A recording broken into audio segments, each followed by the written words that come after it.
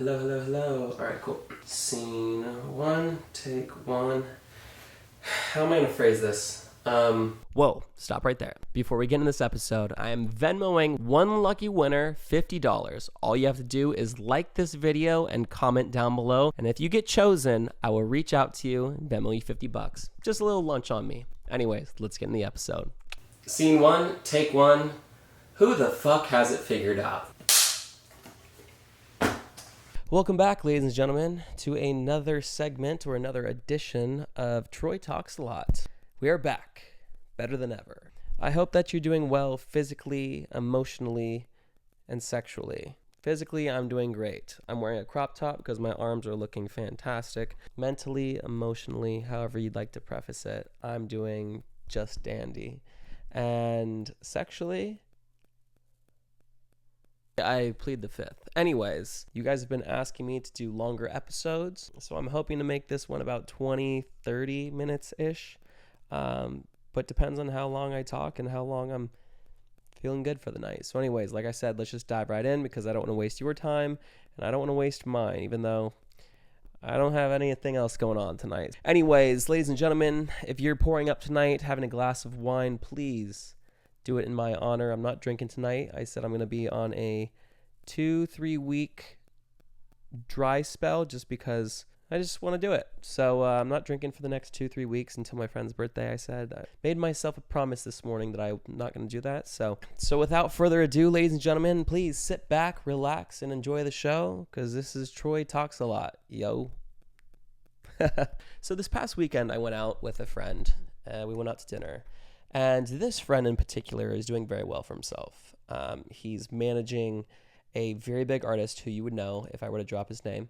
And we had just a really nice 2-3 hour conversation at dinner. Just like, you know, when you have a good friend who just, you don't see all too often, but when you do, you just pick up where you left off. And it's a good conversation, right? It's a deep, meaningful, you walk away just feeling like good. Like with this conversation in particular, it was just so refreshing because while it seems like he's doing so well for himself, and while it seems like I may be doing well for myself, we both just came to the conclusion that, listen, we're late 20s. I'm 28. He's like 26, I want to say, 27. We're both getting older. And regardless of what our career is right now, we both just don't have our shit figured out. Like, we have no idea what we want to do with ourselves. We have no idea what we want to do with our life. We don't know where our career is going to go. We're just kind of like, shit, man. At 18 in high school, I was like, at 21, I'm going to have $1 million in my bank. And at 25, I want to be traveling the world. And, you know, maybe 30s, I want to start having kids or thinking about kids or whatever it may be, right? But newsflash, bud. I'm 28, sitting in my bed in an apartment, which is very nice, but it's just not where I thought the script was going to go. You know, I just had really big dreams and aspirations, as I still do. I'm just here to say that shit takes time. Things take time.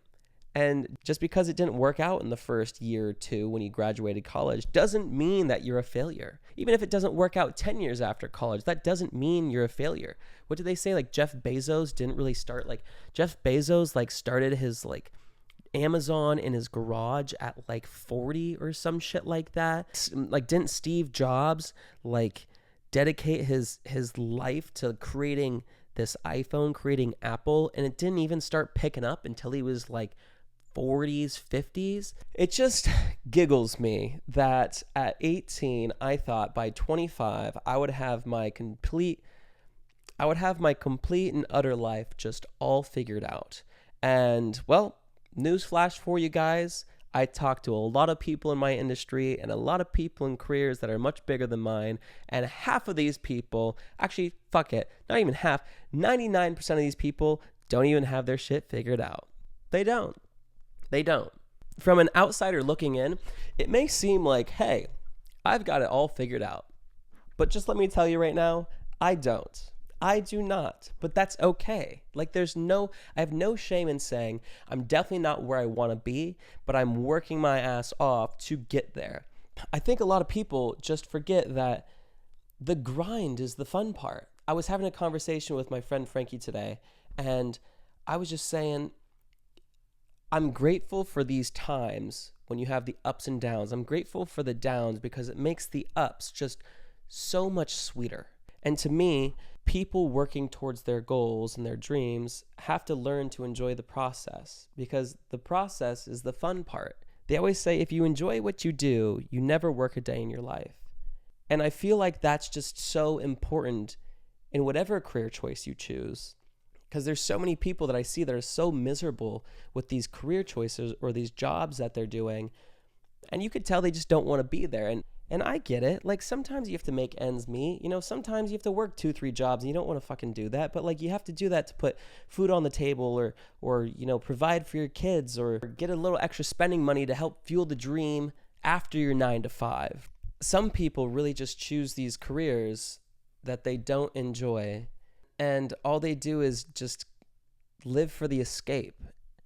And the escape that I see so much of in Los Angeles is the weekend. Whereas a lot of kids will work, you know, Monday through Friday, and as soon as Friday hits, they're out to the bars, spending all their money, getting drunk, just to forget the 5 days they just endured, to wake up on Sunday, have those Sunday scaries, and think, shit, I gotta go back to my miserable job on Monday. And to me, I'm like, if you don't like it, don't do it. I get that it's difficult. I get that that's hard to change up. But I was watching this interview with some comedian. I forget his name, so if you know, just please drop in the comments below. But he said, nothing changes if nothing changes. And it's so right. I literally woke up this morning and I said, okay. I wrote down in my journal the 3 things that I need to figure out. And I was like, okay, well, I need to change this and this and this to achieve this and this and this. Isn't that the definition of insanity?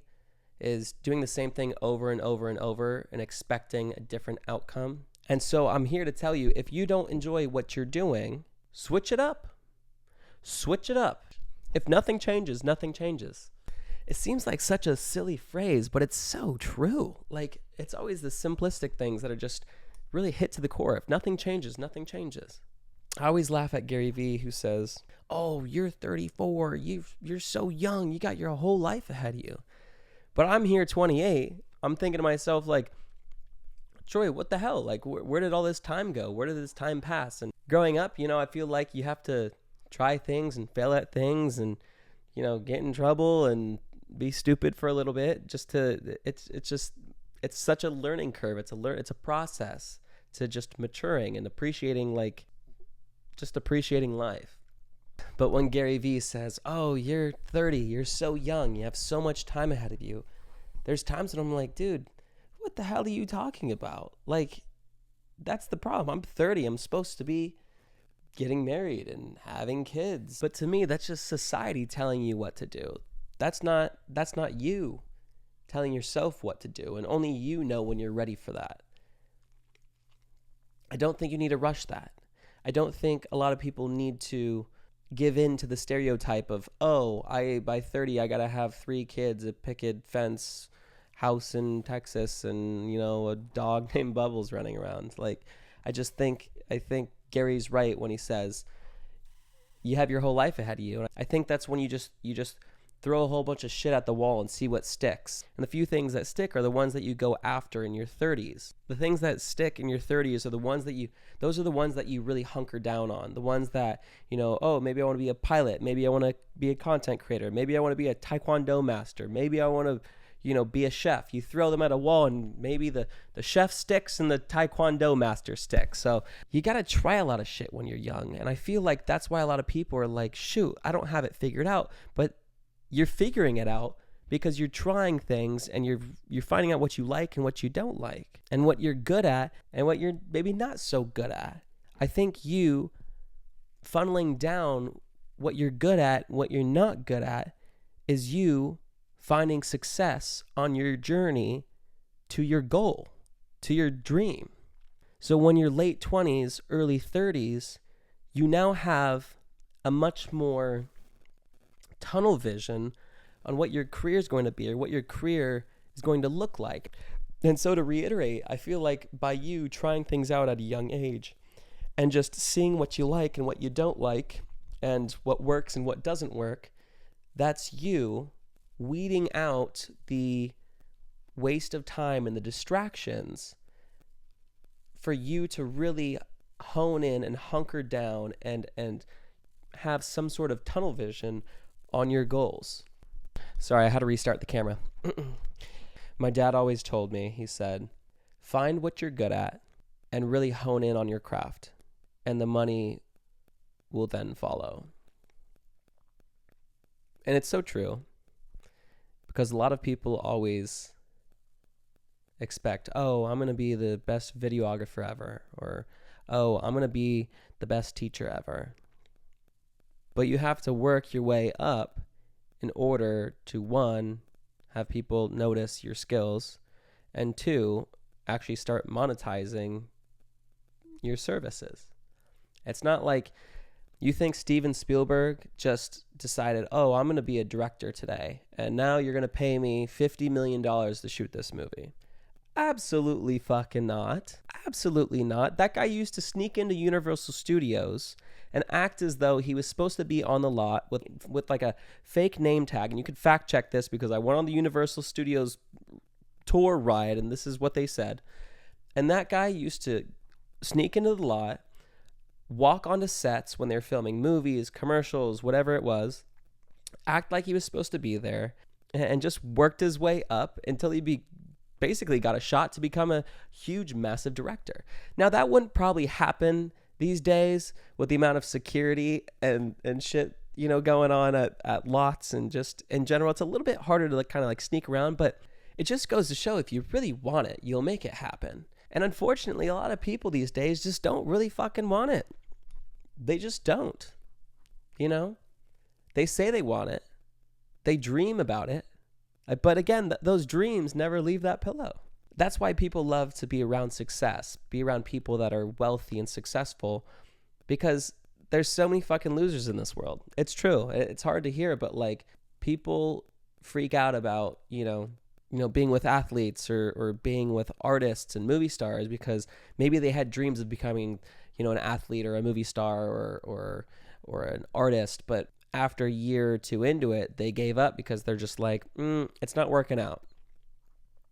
It doesn't always work out, you know, but sometimes I think that along the lines,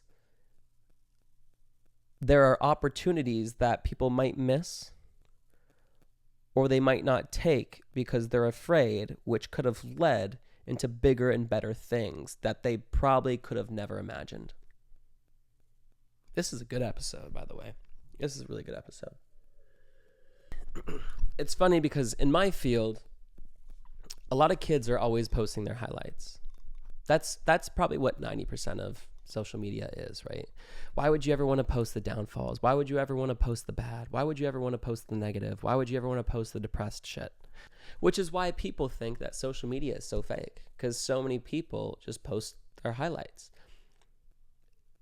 And it's tough, don't get me wrong, and I've definitely fallen accustomed to it, when you're constantly comparing your life to somebody, you know, who's living, I'll throw it in quotes because half the time it's really not all as grandiose as it may seem.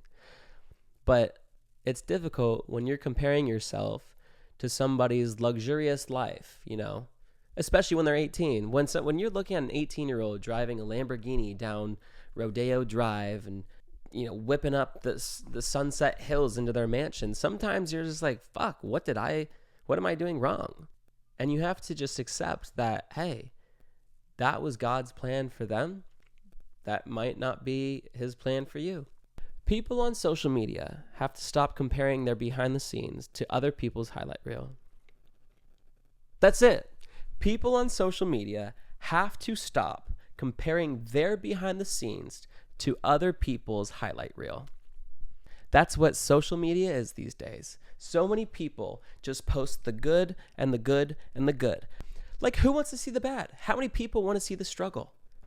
it's extremely scary to be just totally transparent and open on social media because, again, everybody has an opinion. So if you're getting judged for the good, God forbid what's going to happen when you highlight the bad, but I think by you highlighting the struggle, it helps people connect a little bit better with you because all of us are going through a struggle. And that just kind of goes back to the topic of this podcast is nobody's really got their shit figured out, even when they do. I went golfing with my dad's friend the other day. I went out with a doctor, I went out with a dentist, and I went out with a lawyer. And they were joking about, yeah, we still don't have it figured out, but here we are. But it's so funny to see these 40, 50, 60-year-olds who you assume have just everything figured out. But in reality, they're just like us. They're all going through the same journey as us. They're all going through the same struggles of, having to make money and pay the bills and keep food on the table. If you really just break it down to just what humans are going through, we're all going through the same shit. We're all going through the same shit. And I think the sooner that people realize that, the sooner people will be happier. Who cares if you don't have a fucking $1 million by 30? Who cares if you're not driving the Lamborghini and the Aston Martin and the Ferraris and whatever? Who cares if you don't have that huge fucking house in the hills that has a stripper pole and a mega huge pool and a DJ board? Like, who fucking cares, man? Who cares? Like, do you really need that at the end of the day? So stop comparing your behind the scenes to everybody else's highlight reel because it's not going to get you anywhere. Again, just my conversation at dinner just inspired this conversation that I'm sharing with you now. It's just so cool to see that people are all on the same track. They all just want to be happy. They all want to be loved. They want to be fed. They want to be happy.